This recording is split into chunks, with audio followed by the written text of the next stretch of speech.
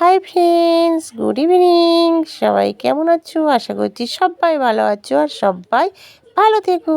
আর আমি চলে এসেছি আজ ইভিনিংয়ে সিম্পল একটা কড়াইশুঁটির কচুরি আর আলুর তরকারি নিয়ে। দেখো, এটা আমার মেয়ে পড়তে গেছে, বলে গেছে তো মা এটা করে রাখবে, আমি এসে গরম গরম খাবো। তো আমিও সব কিছু করে রেখেছিলাম, আসলেই গরম গরম ভেজে দিচ্ছি কড়াইশুঁটি।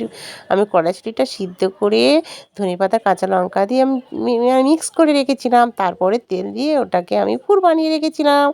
আর তোমরা তো জানো ডো বানাতে ময়ম দিয়ে, তাতে একটু ময়দার সঙ্গে একটু তোমরা সুজিও দিয়ে দেবে, দিয়ে যেমন ময়ম তেল টেল দিয়ে মাখিয়ে নেবে, নিয়ে একটু কিছুক্ষণ 1 ঘন্টা রেখে দিয়ে তারপরে লেচি কেটে আমি গরম গরম করে ফেললাম। তো তোমরা জানো সবাই নিশ্চয়ই কচুরি বানাতে।